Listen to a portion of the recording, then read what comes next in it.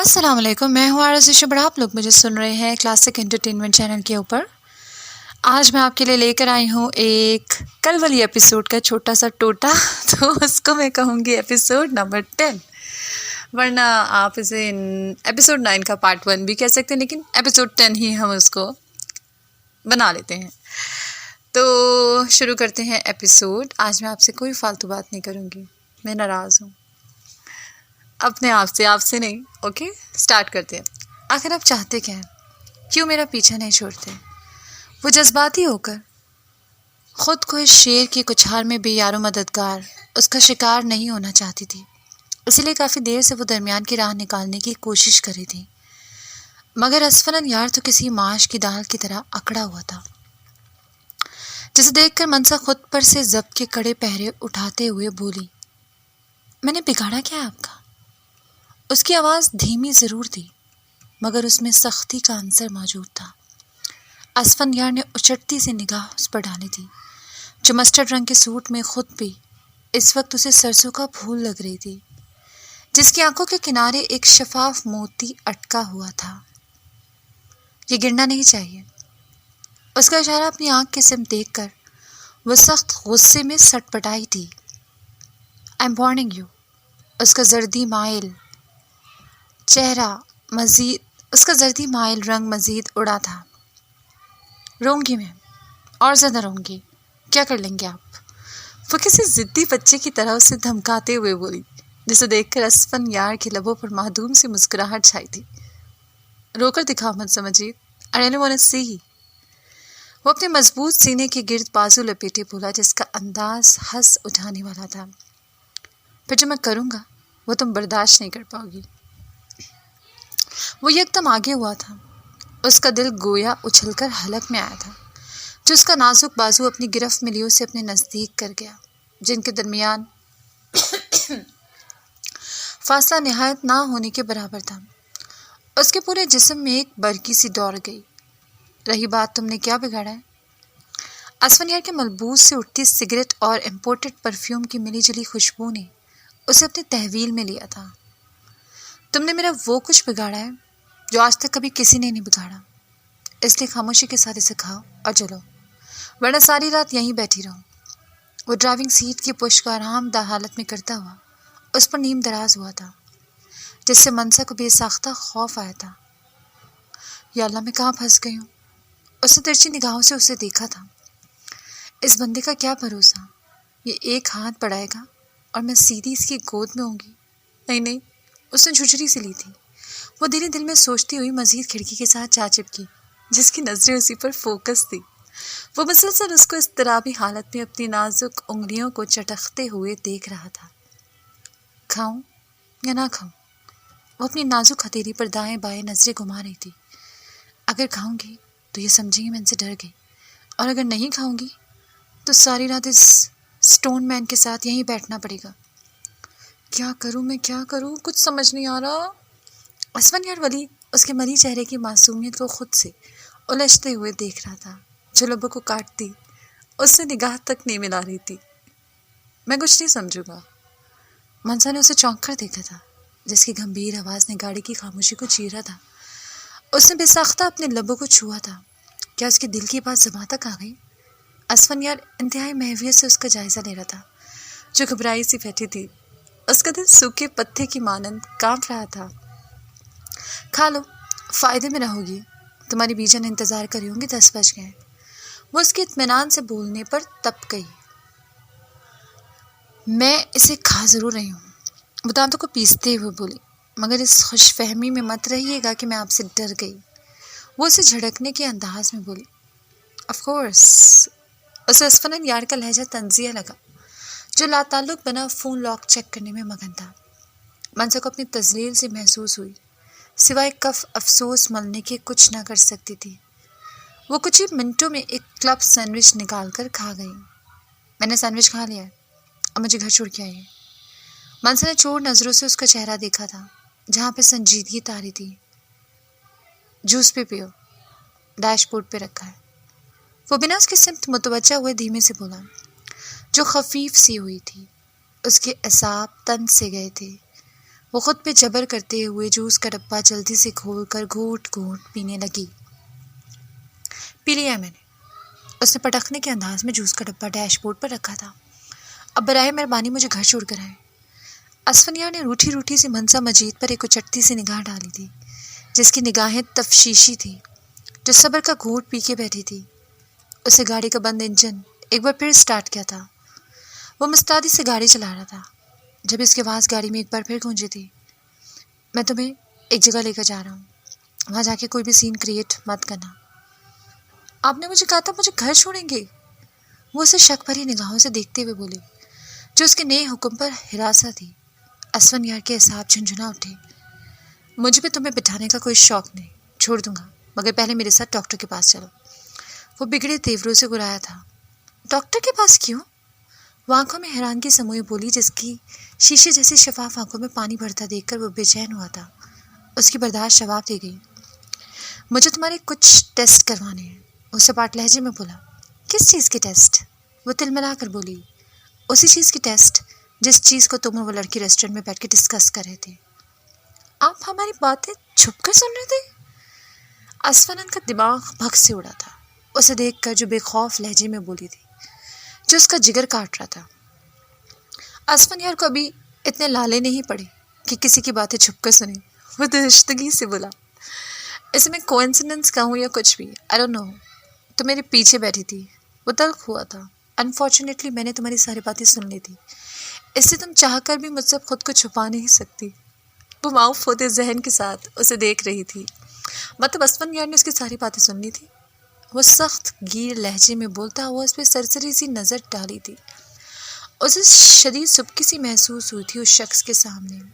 نشا تو کس قدر مجھ سے کھل کھلا کر باتیں کری تھی۔ اللہ اللہ، کہاں جا کے چھپوں میں اس شخص سے؟ کوئی تو پردہ رہنے دو میرے اللہ جی اس کے سامنے۔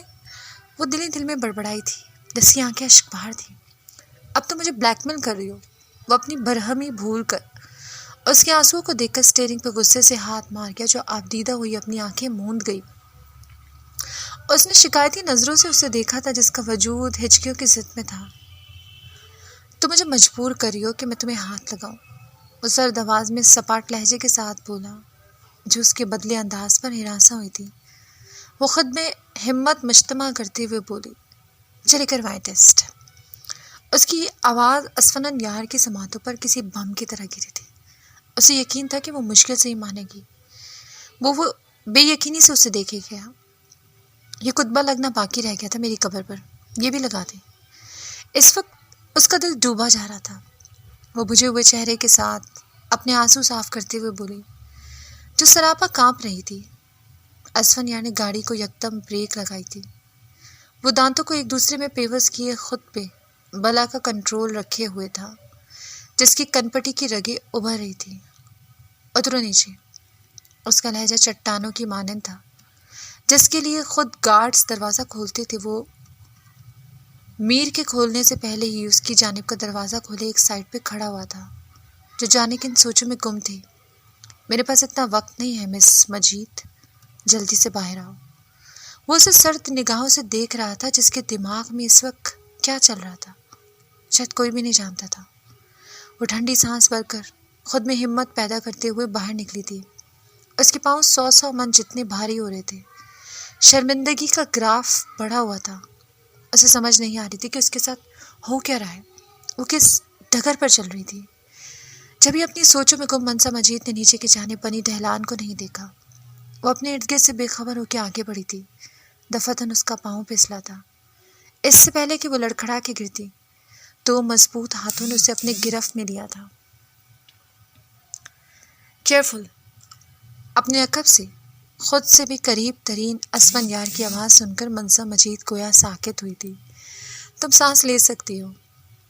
وہ جو اس کے حصار میں اپنا سانس روکے کھڑی تھی، جھٹ سیدھی ہوئی تھی۔ پرفیوم کی بھینی بھینی مسحور کن مہک اس کے نتھوں سے ٹکرا رہی تھی۔ تمہارے پاس کوئی کمفرٹیبل شوز نہیں جو ہر وقت ایسے ہی پہن کر گھومتی رہتی ہو؟ وہ اس کے گلابی پیروں میں وہی یونیفارم شوز کے جیسی ہائی ہیلز دیکھ کر بھڑکا تھا، جو گونگو کی کیفیت میں اس بے نیاز شہزادے کو دیکھ رہی تھی، جو شاید دکھنے میں تو بے نیاز تھا مگر منسا مجید سے نہیں۔ گھر سے جب دھکے مار کر نکالا گیا تھا تو یہی کچھ تھا میرے پاس۔ وہ لمبی سانس لیتے ہوئے اسے ساکت کر گئی، جس کی خاموش نگاہوں نے اس کی ضمیر کو بڑے وحشتناک انداز میں جھنجھوڑ ڈالا، جو بنا اس سے کوئی دوسرا موقع دیے اس کا نازک ہاتھ اپنی تحویل میں لیے نجی اسپتال کی اندرونی عمارت کی طرف چلنے لگا۔ ان کے گرد اس کے گارڈز اس کے ساتھ موجود تھے۔ منسا کے چہرے کی ہوائیاں اڑی ہوئی تھی۔ اسے محسوس ہونا تھا جیسے ہر کوئی آنکھیں پاڑے اسے ہی دیکھ رہا تھا، صرف اس ایک شخص کی وجہ سے۔ آخر کہاں گئی وہ سیڑھی؟ میں نے یہیں تو رکھی تھی۔ اس نے بک شیلف کی تقریباً سبھی کتابوں کو نیچے الٹا دیا تاکہ کہیں سے اسے وہ سیڑھی مل جائے، مگر وہ گھر میں موجود ہوتی تو اسے ملتی۔ فلک نے پورا گھر سر پہ اٹھا رکھا تھا، جسے مہناز سنبھالنے کی کوشش کر رہی تھی۔ تم یاد کرو، تم نے کہیں اور رکھی ہوگی، وہ لہجے میں مٹھاس سموئے بولی۔ سوال ہی پیدا نہیں ہوتا، میں نے خود اپنے ہاتھوں سے اس ریک کے اندر رکھی تھی۔ اسے بے چینی ہونے لگی، اگر وہ کسی اور کے ہاتھ لگی تو اس کا سارا راز کھل جائے گا۔ ایسا کیا ہے سیڑھی میں ڈیئر کزن، جس کے لیے تم اتنا زیادہ پریشان ہو رہی ہو؟ دروازے کی دہلیز پر نشا کو دیکھ کر فلک کا منہ بنا تھا۔ اسے اپنی یہ کزن کسی ایک آنکھ نہیں بھاتی تھی، مگر وہ مجبور تھی انہیں برداشت کرنے کے لیے۔ میرے لیے وہ کافی اسپیشل ہے، اس میں میری کچھ خاص کلیکشن تھی، اسی وجہ سے میں بہت پریشان۔ خیر تم لوگ چل کرو، میں ڈھونڈ لوں گی۔ وہ چہرے پہ بشاشت لیے ان سے آنکھ بچا کر اپنی ماں کو اشارہ کر گئی، جو اس کی بات کو فوراً سمجھ گئی۔ چلو نشا باہر آؤ، میں نے تم دونوں کے لیے مزیدار سے سنیکس بنوائے ہیں۔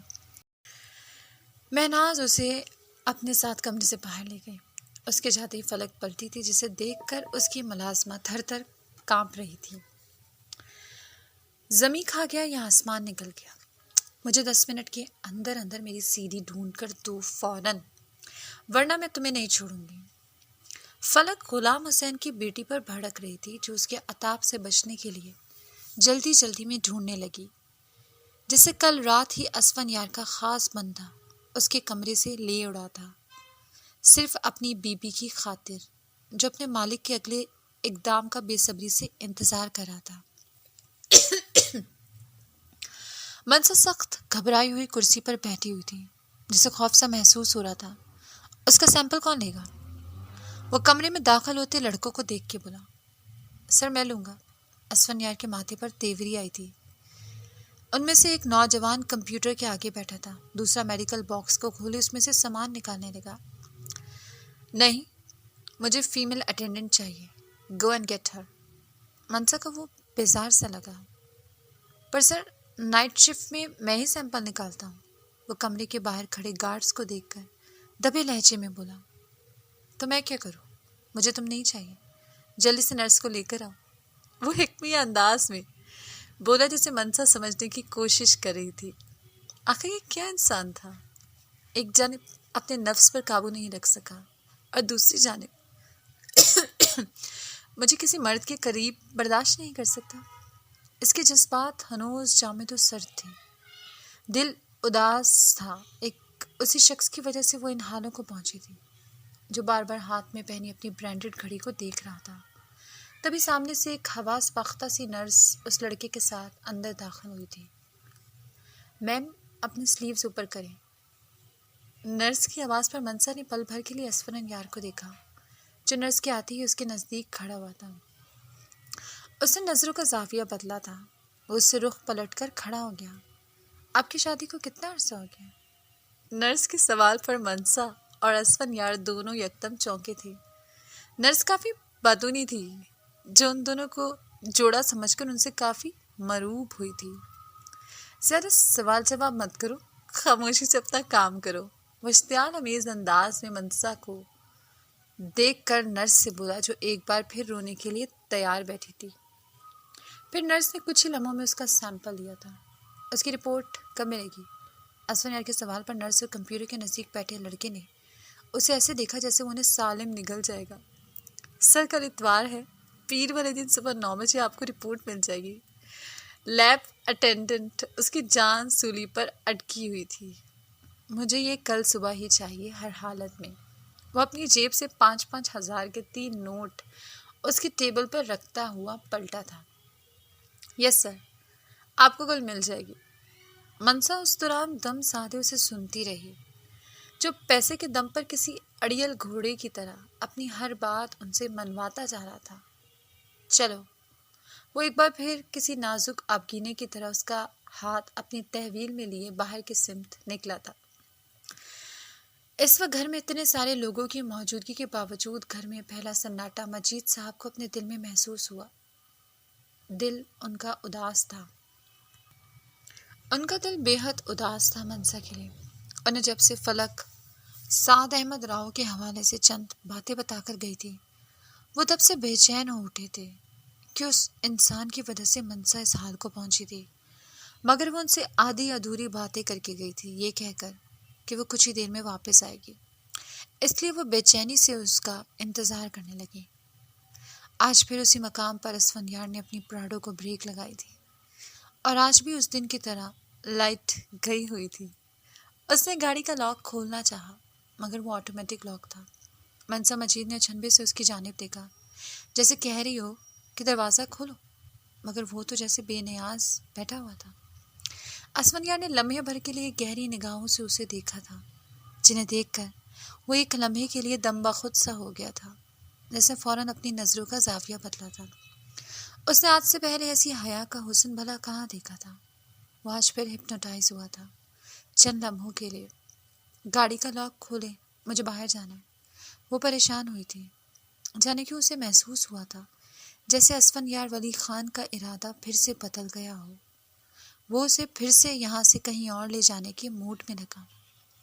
آپ کو سنا ہی نہیں دے رہا؟ میں آپ سے کہہ رہی ہوں۔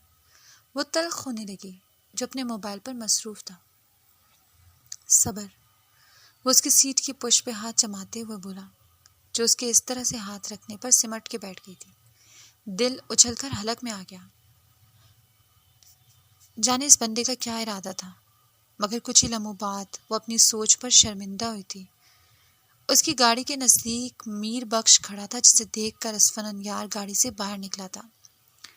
وہ گھوم کر اس کی سمت کا دروازہ کھولتے ہوئے اسے باہر آنے کا اشارہ کرنے لگا، جو فوراً سے پہلے گاڑی سے باہر نکلی تھی۔ وہ 2 قدم اس کے نزدیک ہوا تھا۔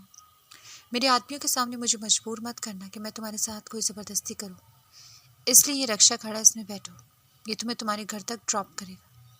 وہ دھیمے سے بولا، جس کے لہجے میں چٹانوں سی سختی تھی۔ منسا نے اسفندیار کو خشم کی نظروں سے دیکھا تھا، جو ہر وقت اس پر دھونس جمانے کی کوشش کرتا تھا، مگر فی الحال وہ مجبور تھی، سو خاموشی سے رکشے کے اندر سوار ہو گئی، جسے اسفندیار کی کچھ خاص ہدایتیں تھیں۔ تو کیسی لگی آپ کو یہ چھوٹی سی منی سی ایپیسوڈ؟ مجھے اپنی قیمتی رائے سے آگاہ ضرور کیجیے گا، اور ان تمام فینس کا بہت زیادہ شکریہ جو تشنا یار کی ویڈیوز کو ٹک ٹاک، انسٹا اور پنٹرسٹ کے اوپر شیئر کر رہے ہیں۔ اس طرح سے شیئر کرتے رہیے اور دعاؤں میں یاد رکھیے۔ RS رشب اور رمشا خان کا آپ سب کو سلام۔